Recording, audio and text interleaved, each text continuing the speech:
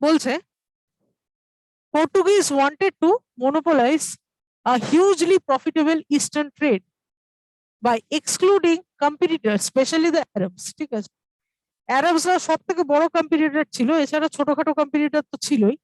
সবাইকে পথের কাঁটা হিসেবে সরিয়ে দিয়ে পর্তুগিজরা এই most profitable, hugely profitable trade of black pepper and cotton and Indian goods, এই ট্রেডে তারা এক্সেল করতে চাইলো।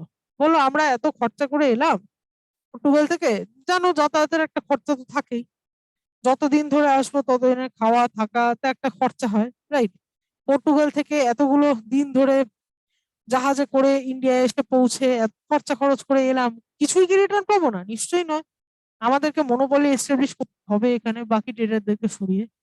বাকি কম্পিটিটর্স কারা ছিল? অ্যারাবসরা 1 নম্বর, তারপরে আরো ছিল।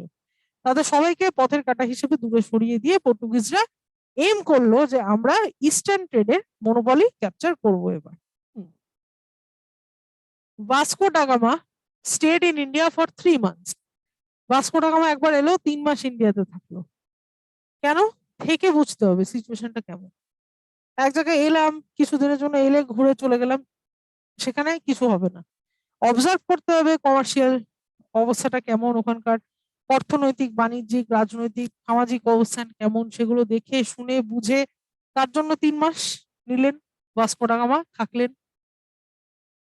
নেক্সট একটা নাম, Pedro Alvares Cabral arrived in September 1500 and establish a factory at Calicut. ঠিক আছে, এবং ভাস্কো ডা গামা আসার পর ওখানকার একজন ব্যবসায়ী পেট্রো অ্যালভারেস ক্যাব্রাল, উনি সেপ্টেম্বর 1500 মানে 1498 এর 2 বছর পর, ভাস্কো ডা গামা আসার 2 বছর পর 1500-তে পেট্রো অ্যালভারেস ক্যাব্রাল, নামটা মনে রাখতে হবে। উনি সেপ্টেম্বর মাসে 1500 সালে এলেন এবং একটা ফ্যাক্টরি স্টার্ট করলেন ক্যালিকাটে। তাহলে কি প্রথম ফ্যাক্টরি কোথায় হয়েছিল? এটা ইম্পর্টেন্ট, এমসিকিউ আসে। ভারতের প্রথম ফ্যাক্টরি হয়েছিল ক্যালিকাট 1580-তে। ওকে, ফার্স্ট ফ্যাক্টরি।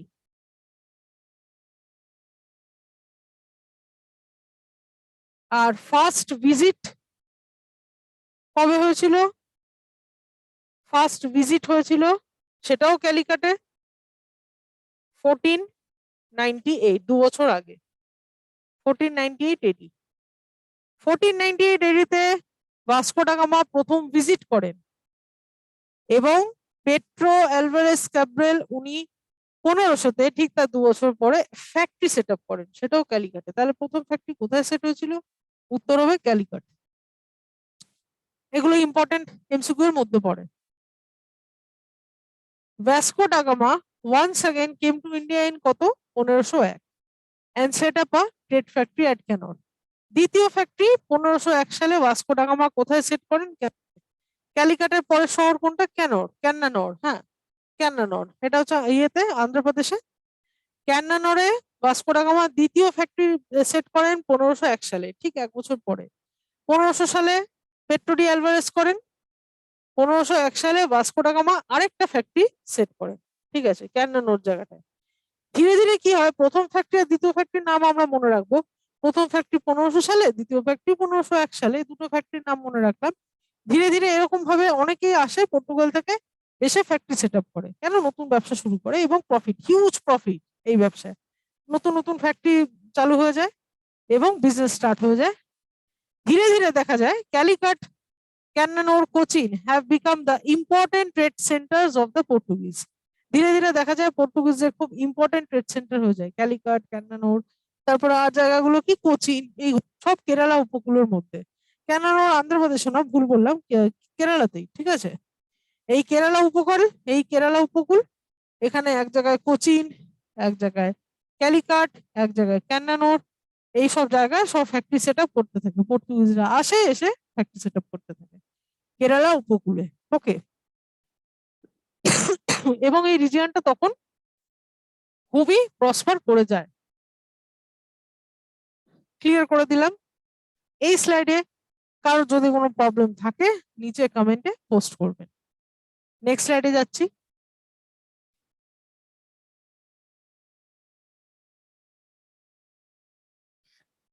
যখন পর্তুগিজদের বিজনেসটা ফ্লারিশ হয়ে যায়, 1502 সালে সেকেন্ড ফ্যাক্টরি, তারপরে গ্রাজুয়ালি পরপর ফ্যাক্টরি চালু হতে থাকে এবং বিজনেসটা বেশ এস্টাবলিশড হয়ে যায়, তখন পর্তুগিজরা ভাবে যে না, এবার শুধু বিজনেসে আবদ্ধ থাকলে হবে না, এবার ব্যবসাও করতে হবে। কিভাবে ব্যবসা করবে তারই কিছু উপায়। ফ্রান্সিসকো ডি অ্যালমেডা, ঠিক আছে, ইনি কে? ইন 1505, মানে 1502 সালে সেকেন্ড ফ্যাক্টরি হলো, 1505-এর মধ্যে মোটামুটি কোচিন, ক্যালিকাট, কান্নানগর এই জায়গাগুলো ফ্লারিশ করে গেছে ইন্ডাস্ট্রিয়ালি। তখন ইন্ডাস্ট্রি ছেড়ে অ্যাডমিনিস্ট্রেশনের দিকে যাওয়ার কথা ভাবলো। মানে এটা হয় যখন একটা জায়গায় বেশ একটা গোষ্ঠী বা একটা জাতি বেশ একটু ভালো, অর্থনৈতিকভাবে একটু ভালো জায়গায় চলে আসে, তখন তারা শুধু সেটাতে আবদ্ধ থাকে না, তখন তারা রাজনৈতিক ক্ষমতাও চায়। অর্থের সাথে সাথে ক্ষমতাও ইম্পর্টেন্ট। যখন অর্থ চলে আসে তখন সেই অর্থের বিনিময়ে লোকে ক্ষমতাকে চেস করে। এটাই কিন্তু মানুষের নিয়ম, দিস ইজ হিউম্যান নেচার। তো পর্তুগিজের ক্ষেত্রেও তাই, তখন অর্থনৈতিকভাবে ফ্লারিশ করে গেল, এই এরিয়াগুলো ইন্ডাস্ট্রিয়ালি ডেভেলপ হয়ে গেল, তখন তারা মনে করলো এবার আমাদেরকে এই জায়গাটা শাসন করতে হবে, এই জায়গাটা রুল করতে হবে, এই জায়গাটা অ্যাডমিনিস্ট্রেট করতে হবে। অ্যাডমিনিস্ট্রেশন করার জন্য কি আমাদের ক্ষমতা দরকার। অ্যাডমিনিস্ট্রেশনের ক্ষমতা কার হাতে থাকে? রাজার হাতে থাকে। তার মানে কি আমাদের এই জায়গার রাজা হতে হবে। সেটার জন্য তারা প্রথম কি স্টেপ নিল? 1505-এ the king of Portugal appointed the governor in India for 3-year term, Francisco de Almeida, a newly appointed governor, অ্যাপয়েন্টেডটা দুবার বসে গেছে, was asked to consolidate the Portuguese in India and to destroy the Muslim season at an Omrus and Malacca। কি করলো? King of যখন দেখলো ভারতে গিয়ে পর্তুগিজরা ভালো বিজনেস করছে, তখন কিং অফ পর্তুগাল 1505 সালে ফ্রান্সিসকো ডি অ্যালমেডা বলে একজন গভর্নরকে ইন্ডিয়াতে পাঠিয়ে দিলেন। কেন? অ্যাডমিনিস্ট্রেশন পারপাস, নট ফর ব্যবসা বাণিজ্য করার জন্য, ফর অ্যাডমিনিস্ট্রেশন পারপাস 3 বছরের জন্য ইন্ডিয়াতে পাঠিয়ে দিলেন। এবং তাকে বললেন ইন্ডিয়াতে পর্তুগিজদের যেই ব্যবসা বাণিজ্য সেটা যেন আরো দীর্ঘস্থায়ী এবং আরো আরো সুদৃঢ় করা যায়। ঠিক আছে, কিভাবে সেটা করা যাবে? অ্যারবসদেরকে উচিত শিক্ষা দিয়ে, মানে অ্যারবসদের শুধু ব্যবসায় হারিয়েই নয়, এবার ওদের অন্যান্য ভাবেও কিন্তু শিক্ষা দিতে হবে। অ্যারবস ভার্সেস পর্তুগিজ একটা পার্মানেন্ট কিন্তু হস্টিলিটি থেকে গেল। এবং কিভাবে উচিত শিক্ষা দিতে হবে? ওদের ট্রেডটাকে একদম ডিস্ট্রয় করে দিতে হবে, এই 3টে জায়গাকে ক্যাপচার করে। কি কি? এডেন, ওমরুজ, মালাক্কা, এগুলো অবভিয়াসলি আফ্রিকান সাইডে, ইন্ডিয়ার বাইরে। থ্রু আউট ফ্রান্সিসকো ডি আলমেডার কাজ ছিল এই জায়গাগুলো থেকে অ্যারব ট্রেড চিহ্ন করে দেওয়া। শুধু ইন্ডিয়াতে করে হয়নি, এই জায়গাগুলো তখন ইন্ডিয়াতে তো অ্যারবসরা শেষ, অ্যারবসের ব্যবসা মার খাচ্ছে, এই জায়গাগুলো তো অল্প আদ্য ছিল, এই জায়গাগুলোকে ডিস্ট্রয় করার কথা বললো পর্তুগিজরা। এই জায়গাগুলোতে গিয়ে ওমরুজ, মালাক্কা, এই জায়গাগুলোতে গিয়েও অ্যারবসের ট্রেডটাকে ধ্বংস করে দিল। এবং বললো শুধু ট্রেড ধ্বংস করো না, অ্যারবসদেরকে যে কোনো মূল্যে আরো নানা দিক থেকে কিন্তু আমাদেরকে শেষ করে দিতে হবে, খতম করে দিতে হবে একদম। হ্যাঁ, পর্তুগাল কিং সেই মর্মে ফ্রান্সিসকো ডি আলমেডা বলে একজন গভর্নরকে 3 বছরের জন্য অ্যাপয়েন্ট করে পাঠালেন। তার মানে কি? পর্তুগালের রাজা ওখানে বসে থেকে নিজের রিপ্রেজেন্টেটিভের মাধ্যমে এখানে রুল করার চেষ্টা করছে। In 1507, the Portuguese squadron was defeated in the naval battle of Diu by combining Egyptian and Gujarati navies. ঠিক আছে। Thereafter, Almeida's son was killed. আর কি করলো? অ্যারবসরাও কম ছিল না। অ্যালমেডা একা অ্যারবসের উপর অ্যাটাক করবে, অ্যারবসরা তো দেখবে না, অ্যারবসরাও কিন্তু রিটেলিয়েট করলো। এবং 1507 সালে দিউর বুকে, নেভাল ব্যাটেল দিউটা, দামানান দিউ আমরা জানি সমুদ্রের উপরেই, অ্যারাবিয়ান সি এর উপরে, সেই অ্যারাবিয়ান সি এ ওখানে একটা বড়সড় যুদ্ধ হলো। এবং কি সেখানে কাদের সাহায্যে যুদ্ধ হলো? একটা হচ্ছে ইজিপশিয়ান নেভি, একটা হচ্ছে গুজরাটি নেভি, দুজনের সাহায্যে ওখানে একটা যুদ্ধ হলো। সেই যুদ্ধে কি দেখা গেল? অ্যালমেডা, ফ্রান্সিসকো ডি অ্যালমেডার যে ছেলে, তাকে হত্যা করে দিল অ্যারবসরা। ফ্রান্সিসকো অ্যালমেডার ছেলেকে খুন করে ফেললো 1507 সালের যুদ্ধে। নেক্সট কি হলো? এই স্লাইডে কারো কোনো ডাউট থাকলে বলবেন।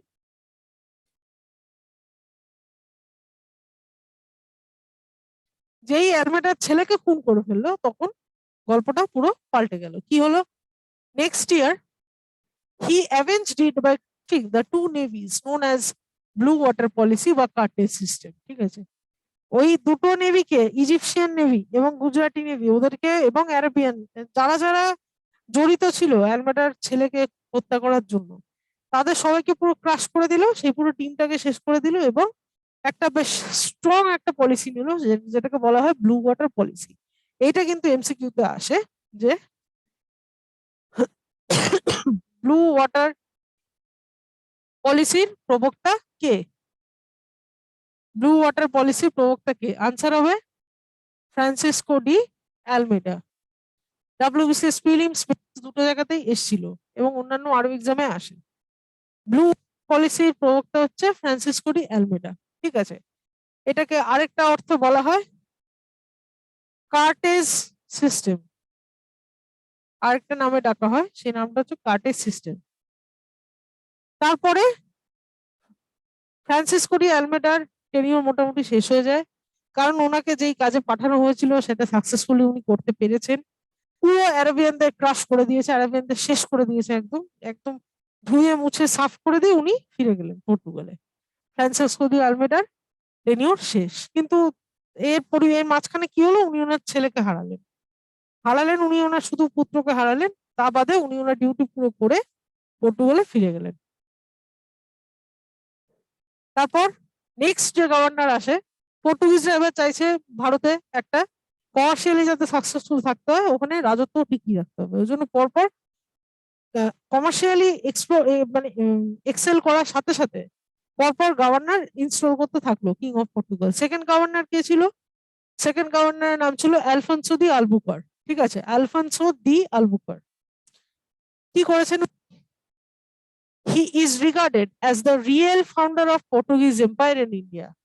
মানে অ্যালমেডা কি শুধুমাত্র কেরালা বেল্টেই অবশ্যই মানে নির্দিষ্ট ছিল, কেরালা বেল্টের বাইরে উনি বেরোতে পারেন। ঠিক আছে, কিন্তু আলফানসো দি আলবুকার অরিজিনালি পর্তুগিজ রাজত্বকে সারা অনেকটা বড় এরিয়া ধরে এক্সপ্যান্ড করেছিল, সেই জন্য ওনাকে বলা হয় real founder of Portuguese empire. He strategically controlled Indian Ocean by establishing strongholds in eastern Africa of Red Sea. মানে কি, উনি ইস্টার্ন আফ্রিকাকেও কনকার করলো, শুধুমাত্র ইন্ডিয়ার ওয়েস্ট ইন্ডিয়াকে নয়, উনি ইস্টার্ন আফ্রিকাতেও। মানে কি, উনি একটু ইম্পেরিয়ালিজম পলিসিতে বিশ্বাসী ছিলেন, মানে সমুদ্রগুপ্তের মতো। আমরা গুপ্তকে পড়েছিলাম না যে ইম্পেরিয়ালিস্ট পলিসি, সারা ভারতবর্ষে উনি রাজত্ব ছড়াবেন। আকবর, জাহাঙ্গীর, অরঙ্গজেব যা ছিল, যে রাজত্ব এক্সপ্যান্ড করবে, এক্সপ্যানশন পলিসিতে বিশ্বাসী ছিলেন। এই আলফানসো দি আলবুকারও আরেকজন যিনি এক্সপ্যানশন করতে আগ্রহী ছিলেন, পর্তুগাল রুলকে এক্সপ্যানশন করেছিলেন অনেকটা এরিয়া ধরে। He acquired Goa from sultan of Bijapur in 1510। সেটা ইম্পর্টেন্ট এমসিকিউ, বহু পরীক্ষায় জিজ্ঞেস করা হয়, স্টার মার্ক করে দিলাম। যে গোয়াকে বিজাপুরের হাত থেকে গোয়া কবে পর্তুগালদের কবলে আসে? 1510 সালে সুলতান অফ বিজাপুরের হাত থেকে। ঠিক আছে, বিজাপুরের রাজার হাত থেকে গোয়া 1510 সালে পর্তুগিজের হাতে আসে এবং হাত থেকে বেরোয় কবে? 1961-এ গভর্নমেন্ট অফ ইন্ডিয়া অপারেশনের পর, তাই তো? তাহলে কি গোয়া পর্তুগিজরা কবে থেকে কবে থাকে? 1510 থেকে 1961 অব্দি। তার মানে গোয়াতে এখনো কিন্তু প্রচুর পর্তুগিজদের সমাগম দেখা যায়। ঠিক আছে, ওখানে পুরো পর্তুগাল অরিজিন গোয়াতে প্রচুর দেখা যায়, সেই জন্য 1510 থেকে 1961 এত বড় একটা লং টার্ম পর্তুগিজরা বসবাস করতেন। এবং সেটা তার আগে সুলতান অফ আন্ডারে ছিল। সেখান থেকে কে নিলেন, এটাও এমসিকিউতে আসে। কোন গভর্নর জেনারেল বিজাপুরের সুলতানের কাছ থেকে গোয়াকে অধিগ্রহণ করেছিলেন? অধিগ্রহণের নাম শুনেই আমরা যার নাম বলবো, আলবুকারের নাম, কারণ আলবুকার কিন্তু ইম্পেরিয়ালিস্ট ছিলেন।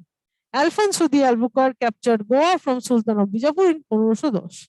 এই ইনফরমেশনটা মাথায় রাখতে হবে। এই স্লাইডে কারো কোনো ডাউট আমাকে নিচে কমেন্ট করবেন, আমি নেক্সট স্লাইডে যাচ্ছি।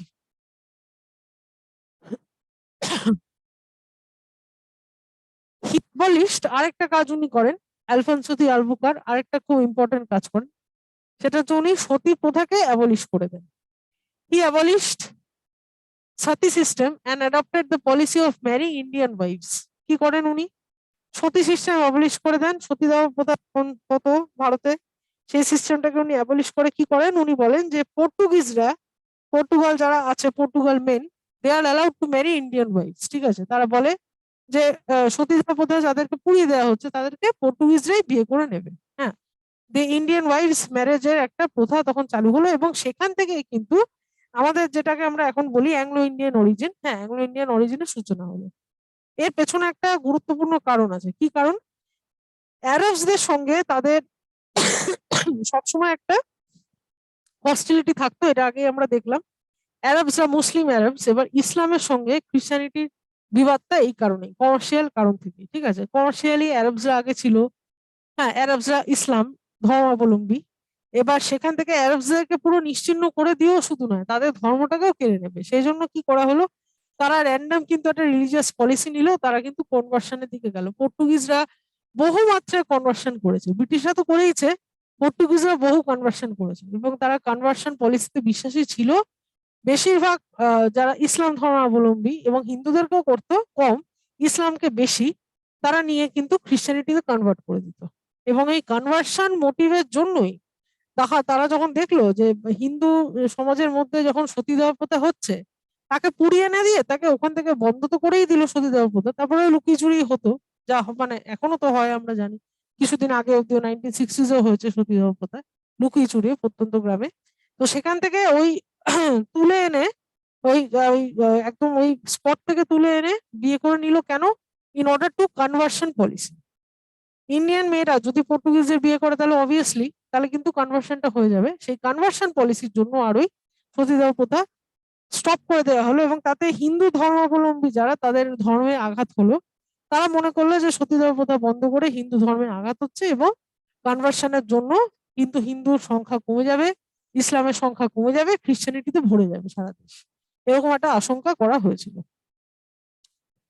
এটা গেল ফার্স্ট পার্ট।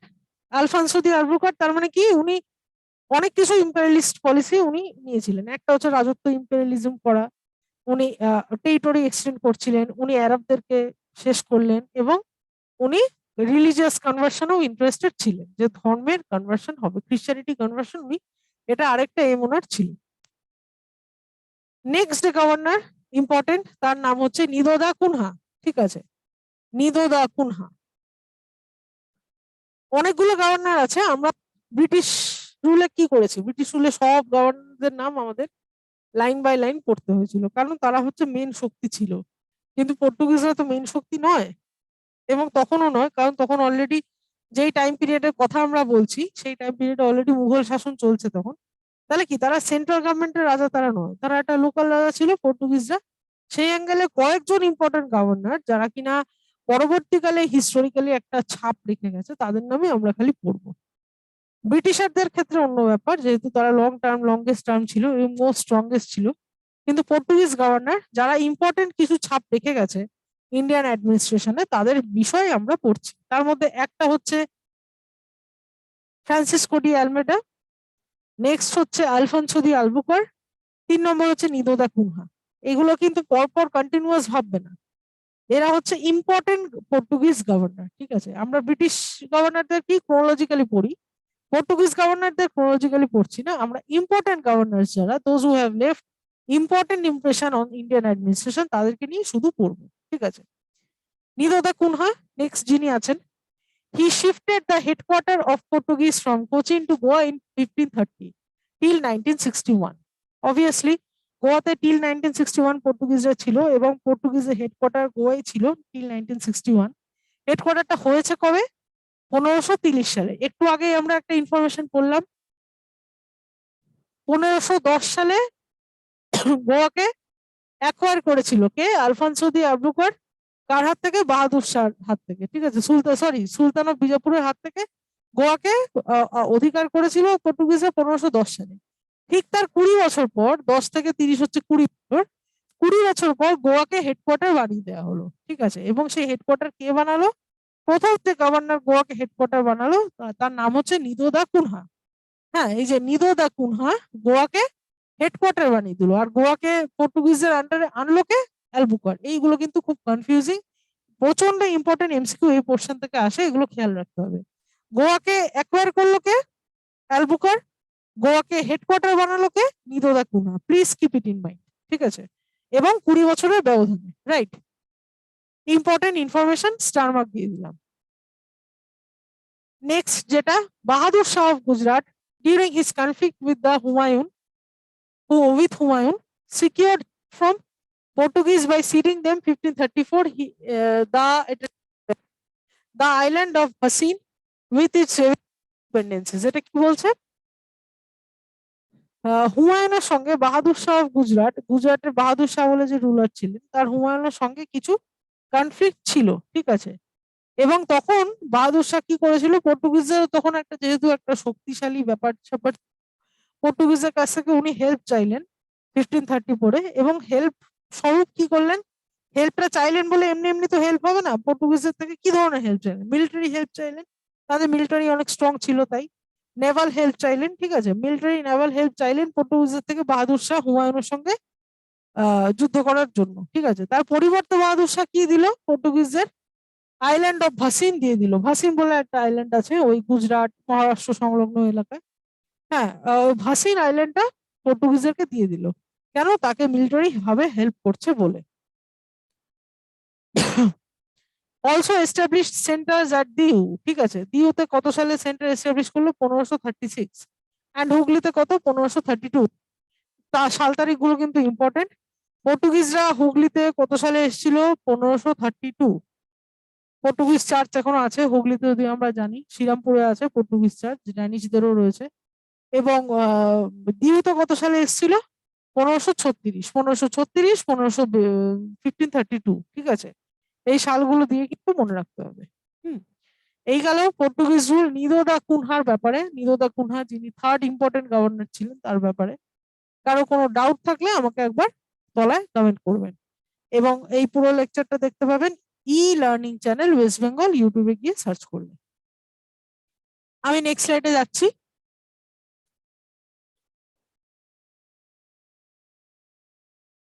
আচ্ছা, পর্তুগিজ স্টেট, পর্তুগিজ স্টেটটা ঠিক কেমন ছিল, রাজ্যটা ঠিক কেমন ছিল?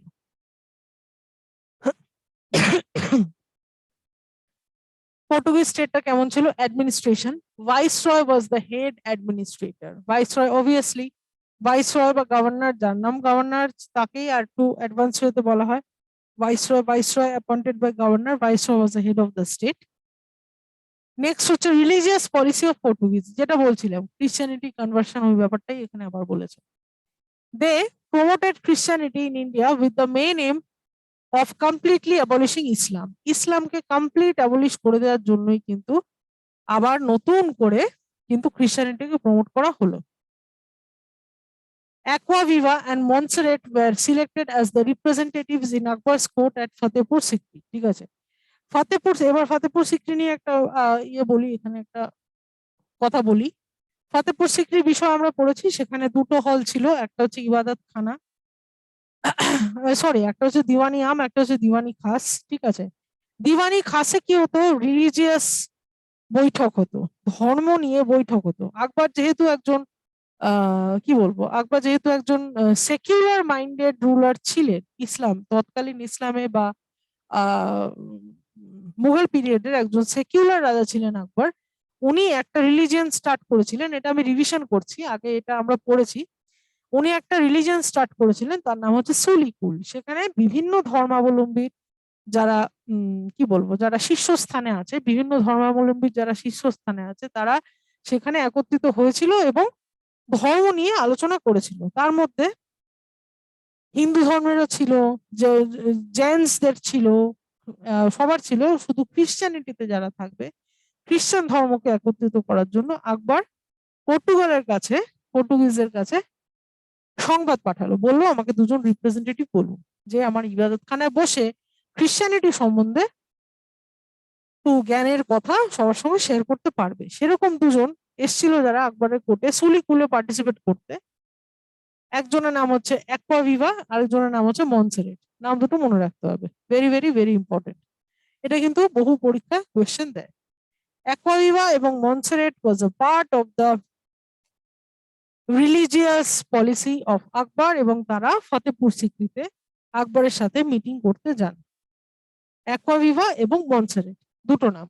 হুম, এবং খ্রিস্টানিটি প্রমোট করার জন্য পর্তুগিজরা অনেক কিছুই করেছিল, ঠিক আছে। তার মধ্যে একটা হচ্ছে সাতি সিস্টেমকে অ্যাবলিশ করা, ইসলামকে পুরোপুরি নির্মূল করে দেওয়ার, ঠিক আছে। হিন্দুইজম খানিকটা, যতটা সম্ভব, পুরোটা নয়। ইসলামকে কমপ্লিটলি ওদের মেইন ইয়েটা ছিল ইসলামের উপর, যেহেতু আরবরা ওদের ট্রেড রাইভাল ছিল সেই অর্থে। ঠিক আছে, this are the religious policy of Portuguese. কারো কোনো ডাউট থাকলে আমাকে নিচে বলবেন। আমি নেক্সট স্লাইডে গেলাম।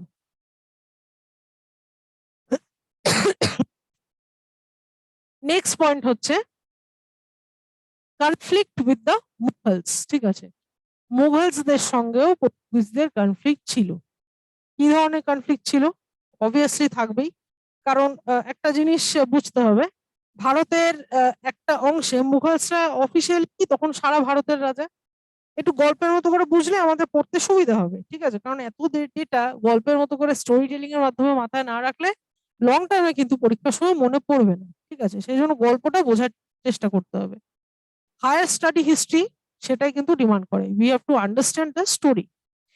তো সেটা বলতে গিয়ে বলছি যে এই যে কনফ্লিক্ট উইথ দ্য মুঘল, সেটা কেন হবে না? একটা দেশের অফিসিয়াল রাজা, মুঘলসদের আমরা ম্যাপে কি আঁকছি, 1500, 1600, 1700 এই অবধি, পুরো 1800 এ কিছুটা সময় অবধি অফিসিয়াল রুলার কারা? ইন্ডিয়ার মুঘলসরা, রাইট? এবার মুঘলসরা যখন অফিসিয়াল রুলার 1500 থেকে, তখন আকবর, জাহাঙ্গীর এদের টাইম একদম strong Mughal empire, strong Mughal rule চলছে তখন। তার মধ্যে পর্তুগিজের গভর্নররা আসছে, এসে রুল করার চেষ্টা করছে, পরপর 3জন গভর্নর এলো, অ্যালমেডা, অ্যালবুকার, নিতো দা কুনহা। এগুলোকে কি সহজভাবে নেওয়া সম্ভব? নিশ্চয়ই নয়। মুঘল রুলার যখন, সেই সময়ে তৎকালীন মুঘল রুলার যারা ছিল, তাদের অবভিয়াসলি সেটা হাতে ঘা লাগবে। তো that is a very general thing যে পর্তুগিজ আর মুঘলদের মধ্যে কনফ্লিক্ট হবে, কারণ রাজা হচ্ছে মুঘলরা, পর্তুগিজরা এসে ওখানে নিজেদের কন্ট্রোল স্ট্রং হোল্ড করার চেষ্টা করছে, সেটা অবশ্যই ঠিকভাবে নেওয়া হবে না। তো তার জন্য মুঘলসরা কিছু স্টেপ নিয়েছিল, কিছু কনফ্লিক্ট হয়েছিল, সেগুলো কি এখন আমরা এটাই পড়বো। সেটা ফার্স্ট পয়েন্ট, যেটা মুঘলসের সঙ্গে কনফ্লিক্টে 1608 সালে পর্তুগিজদের সঙ্গে ডিরেক্টলি কিছু হয়নি, ডিরেক্টলি হয়েছে কার সাথে? ক্যাপ্টেন উইলিয়াম হকিন্সের সাথে। Captain William Hawkins with his ship Hector, না সরি, পর্তুগিজদের সাথে এটা রিলেটেড, একবার দেখি কি হয়েছিল। In 1608, Captain William Hawkins with his ship Hector reached Surat, welcomed by Jahangir in 1609, who granted trading facilities to English that offended Portuguese. মানে কি, সিচুয়েশনটা বোঝার চেষ্টা করি এবার। 1608 মানে পর্তুগিজরা কবে এসছে, কবে থেকে ট্রেড করছে? 1498, বা ফ্যাক্টরি কবে থেকে এস্টাবলিশ করলো? 1500 সাল থেকে, 1500ই ধরি। 1500 থেকে 1600 কত বছর হয়? 100 বছর, রাইট? 100 বছরে পর্তুগিজরা ইন্ডিয়ান মার্কেটে একা একতরফা একচেটিয়া লাভ করে গেছে কটন ট্রেড এবং ব্ল্যাক পেপারের ট্রেড থেকে, তাই তো? একচেটিয়া লাভ করে গেছে 100 বছর। That is not a short term. 1500 থেকে 1608 এর কথা বলছে এখন, মানে ধরে নিলাম 1600, right? 100 years Portuguese enjoyed the monopoly. তার আগে কার হাতে ছিল মনোপলি? আরবসদের হাতে। আরবসদেরকে পুরো নিশ্চিহ্ন করে ফেললো, করে 100 বছর পর্তুগিজরা খুব পয়সা ইনকাম করেছে এখান থেকে। ঠিক আছে, খুবই ব্যবসায়িক লাভ করেছে। তারপরে এই 100 বছর পরে যখন দেখলো তাদের নতুন, একদিকে আরবদের পথের কাঁটা সরালো, আবার দেখলো নতুন কম্পিটিটর চলে এলো, কে? ব্রিটেন। ঠিক আছে, ইংলিশরা। ক্যাপ্টেন উইলিয়াম হকিন্স জাহাঙ্গীরকে মনোরঞ্জন করিয়ে, ব্রাইবারি করে, নানাভাবে ওকে ম্যানুপুলেট করে একটা ফরমান আদায় করলো। ঠিক আছে, ফ্যাক্টরি সেট আপ করার পারমিশন আদায় করলো, এবং জাহাঙ্গীর সে পারমিশনটা দিয়েও দিল। আমরা পড়েওছি এর আগে যে ক্যাপ্টেন উইলিয়াম হকিন্স প্রথম ব্রিটিশ কোনো অ্যাম্বাসেডার যিনি জাহাঙ্গীরের কোর্টে আসে এবং ফ্যাক্টরি সেট আপ করার জন্য পারমিশন নেন। এই পারমিশনটা জাহাঙ্গীর দিয়েও দিল, এবং সেই জাহাঙ্গীরের সেই পারমিশন দেওয়াটা নিয়ে পর্তুগিজদের মাথায় হাত পড়ে গেল। সঙ্গে সঙ্গে বললো যে আমরা 100 বছর আগেই একটা একজনকে তাড়ালাম আরবদেরকে, আবার আপনি আবার এখানে, জাহাঙ্গীর তখন রাজা, তাই না? ইন্ডিয়া শাহেনশাহ হিন্দুস্তান, সে আবার দিয়ে কাকে ফরমান দিয়ে দিল? ইংলিশকে দিয়ে দিল। এবার ইংলিশরা আর পর্তুগিজরা তো পাশাপাশি, ওই একই ইউরোপিয়ান কান্ট্রি। এবার ওদের তো নিজেদের দেশে ঝামেলা শেষ নেই, আবার এখানে পর্তুগিজদের দেখে ওরাও এলো ব্যবসা করতে, ওদেরকেও আবার পারমিশন দিয়ে দিল। তাহলে এবার আমাদের ব্যবসার কি হবে? আমাদের মনোপলির কি হবে? ওরা যদি প্যারালালি আরেকটা মার্কেট সেট করে, তাহলে আমাদের তো সেল কমে যাবে। কেন আপনি দিলেন? ঠিক আছে, দিয়ে মুঘলদের সঙ্গে প্রথম অমনি চটাচটি শুরু হলো পর্তুগিজের। This is the first conflict of Portuguese versus Mughals. যখন মুঘলরা ইংলিশদেরকে ক্যাপ্টেন উইলিয়াম হকিন্সকে ফ্যাক্টরি সেট আপ করার পারমিশন দিয়েছিল সুরাটে। This is the first reason of conflict, ঠিক আছে। সেকেন্ড রিজন কি? In November 1612 the English Dragon, ঠিক আছে, শিপের নামগুলো মনে থাকবে। উইলিয়াম হকিন্স হেক্টরে করে এসেছিল, কোশ্চেন দেয়, ঠিক আছে, ডাব্লিউবিসিএস মেন্সে এসেছিল। উইলিয়াম হকিন্স কোন শিপে করে এসেছিল? Answer is hectare. তারপরে কে 1612 সালে ড্রাগনে করে কে এলো? ড্রাগন নামক শিপে করে এলো captain Best, fought Portuguese fleet, ঠিক আছে। 1612 সালে মানে 1608 সালে যেই ওদেরকে পারমিশন দিয়েছে সুরাটে ফ্যাক্টরি সেট করার, ওদের তো সমস্যা শুরু হয়ে গেলই। 1612 সালে দুই পক্ষের মধ্যে একটা যুদ্ধ হয়ে গেল, ঠিক আছে। 1612-এ যুদ্ধটার নাম কি? Battle of Swally, SWALLY, battle of Swally between English and Portuguese 1612-এ। এবং সেই ব্যাটেলে কে ক্যাপ্টেন বেস্ট লিড করেছিল? ক্যাপ্টেন বেস্ট, জাহাজের নাম ছিল ড্রাগন, এবং তারা কিন্তু পর্তুগিজদের সঙ্গে ফাইট আউট করেছিল 1612-এ। অলরেডি ইংলিশদের সঙ্গে ব্রিটেনের সঙ্গে পর্তুগিজের ঝামেলা শুরু হয়ে গেল। কেন? এই ঝামেলার কারণ কি? Commercial exploitation. আমিও একটা দোকান করেছি, তুমিও একটা দোকান করেছো, দুজনের দোকান পাশাপাশি, দুজনের ঝামেলা হবেই, খুব ভালো সম্পর্ক হবে না, কারণ দুজন দুজনের পথের কাটা, রাইট? একই ব্যাপার। The Portuguese acts of piracy also resulted in the conflict with the imperial Mughal government. In 1613, the Portuguese offended Jahangir by capturing Mughal ships. ওখানে পর্তুগিজের আরেকটা ব্যাপার ছিল, ওরা এত বেশি উন্নতি করে ফেলেছিল, এত বেশি ইন্ডাস্ট্রিয়ালি সাকসেসফুল হয়ে গেছিল শিপ বিল্ডিং ইন্ডাস্ট্রিতে, মানে জলে, মানে ওরা ওদের কি, ওদের থেকে পর্তুগিজের থেকে বাকিরা তো শিখেছিল কি করে জাহাজ চালাতে হয়, কি করে মানে একটা জলের উপর, ওদের একটা সমুদ্রের উপর একটা আধিপত্য তৈরি হয়ে গেছিল। ওরা মনে করতো যে ইন্ডিয়ার স্থলভাগে মুঘলরা রাজ করে করুক, কিন্তু আরব সাগরে, বে অফ বঙ্গোপসাগরেও কিছুটা, ঠিক আছে, সাগরে রাজ করবে কারা? পর্তুগিজরা, ঠিক আছে। সাগরে একটা ডমিনেন্স, একটা মনোপলি ওরা তৈরি করে নিয়েছিল সাগরের অ্যাডমিনিস্ট্রেশনে আর কি, রাদার, ঠিক আছে। তো সেই সাগরের অ্যাডমিনিস্ট্রেশনে ওদের যে মনোপলিটা ছিল, তার ফলে ওদের কি হয়েছিল, সেখান থেকে একটা আন্ডারওয়ার্ল্ড তৈরি হয়েছিল, যেখানেই গভর্নমেন্ট থাকবে সেখানেই আন্ডারওয়ার্ল্ড থাকবে। হ্যাঁ, আন্ডারওয়ার্ল্ড তৈরি হয়েছিল কারা? জলদস্যু, তাদেরকে আমরা কি বলি? পর্তুগিজ জলদস্যু বলি, ঠিক আছে, পাইরেটস। তারা নানা রকম কি বলবো, মানে সেই জাহাজ ভেঙে বিভিন্ন ইয়ে স্মাগলিং, এইসব এই ধরনের আর কি কাজে লিপ্ত ছিল। তো জলদস্যু বলা হতো তাদের। এবার সেই পাইরেটস বা জলদস্যু, সেই পাইরেসির জন্য পর্তুগিজের অ্যাক্ট অফ পাইরেসি, এটা খুব ফেমাস ছিল, ঠিক আছে। এটা কিন্তু মুঘল গভর্নমেন্টকে খুব অফেন্ড করেছিল, কারণ মুঘলদের অনেক জাহাজকে ওরা কিন্তু পাইরেসি করেছিল। এই যে 1613 সালে কি করেছিল, Portuguese offended Jahangir by capturing Mughal ships. দুটো মুঘলদের দুটো জাহাজকে ওরা আটকে নিয়ে পাইরেসি করে ফেললো 1613 সালে। জাহাঙ্গীর একটা দেশের রাজা, তার দুটো জাহাজকে পর্তুগিজরা পাইরেসি করে ফেললো। তার মানে কি, পর্তুগিজরা মনে করছে সমুদ্রের রাজা তারা, ওরা ডাঙার রাজা হতে পারে, ওরা দিল্লির রাজা হতে পারে, সমুদ্রের রাজা পর্তুগিজরা, সেজন্য পাইরেসি করছে ওখানে, জাহাঙ্গীরের শিপেও পাইরেসি করছে, ঠিক আছে। তো এটাও একটা খুব বড় কারণ মুঘল আর পর্তুগিজের সংঘাত হওয়ার, ঠিক আছে। 4 নম্বর পয়েন্ট হচ্ছে, Portuguese started slave trade in India by capturing Hindu and Muslim children and converting them into Christians. আর এটা কি করলো? স্লেভ ট্রেড আরম্ভ করলো। স্লেভ ট্রেড মানে বাচ্চাদেরকে, ছোট বাচ্চাদেরকে, শিশুদেরকে তারা মানুষ হিসেবে নয়, মানুষের সম্মান দিয়ে নয়, একটা বস্তু হিসেবে তাদেরকে দিয়ে ট্রেড আরম্ভ হলো, ঠিক আছে। কেন না, সেই হিন্দু এবং মুসলিম বাচ্চাদেরকে তারা নিয়ে কিনে নিয়ে কি করবে? খ্রিস্টানে কনভার্ট করে দেবে, এটাই তাদের উদ্দেশ্য ছিল। হ্যাঁ, তো স্লেভ ট্রেডের মাধ্যমে তারা প্রচুর শিশুদেরকে কনভার্ট করে দিয়েছে খ্রিস্টানে, ঠিক আছে, খ্রিস্টানিটিতে সাউথ ইন্ডিয়ায়। পর্তুগিজরা এটা একটা করেছিল, এবার এতে কি হয়েছিল, হিন্দু এবং মুসলিম সবাইকে এভাবে ধরে ধরে কনভার্ট করে দিচ্ছে ছোট বাচ্চাদেরকে। এর ফলে মুঘলরা যেহেতু ইসলাম ধর্মাবলম্বী, তাদেরও একটা ধর্ম আঘাত হলো, সেটা আরেকটা কনফ্লিক্টের কারণ হলো। তাহলে 4টে কনফ্লিক্টের কারণ কি মুঘলদের সঙ্গে পর্তুগিজের? একটা হচ্ছে ব্রিটেনকে ফরমান জারি করা, ফ্যাক্টরি সেট আপ করার পারমিশন দেওয়া, প্রথম কারণ। দ্বিতীয় কারণ হচ্ছে তার ফলে একটা যুদ্ধ হয়ে গেল, ওই কারণে, ওটা একটা ধরছি আর কি। সেকেন্ড কারণ হচ্ছে ওদের পাইরেসি, মানে ওই জলদস্যু বা পাইরেটস হিসেবে নিজেদেরকে ওরা চিহ্নিত করেছিল, সেটা হচ্ছে সেকেন্ড কারণ। থার্ড কারণ হচ্ছে কনভার্সন, রিলিজিয়াস কনভার্সন, ধর্মে আঘাত করতো। তারা চাইতো ভারতের প্রত্যেকটা মানুষ খ্রিস্টান হয়ে যায়। ঠিক আছে, তো এই তিনটে কারণ, একটা রিলিজিয়াস কারণ, একটা পাইরেসির কারণ, একটা কমার্শিয়াল কম্পিটিটরের কারণ। ঠিক আছে, এই তিনটে কারণে মুঘল আর পর্তুগিজদের একটা কনফ্লিক্ট তৈরি হয়েছিল। ঠিক আছে, এই স্লাইডে কারো কোনো ডাউট থাকলে নিচে পোস্ট করবে, আমি নেক্সট স্লাইডে যাচ্ছি।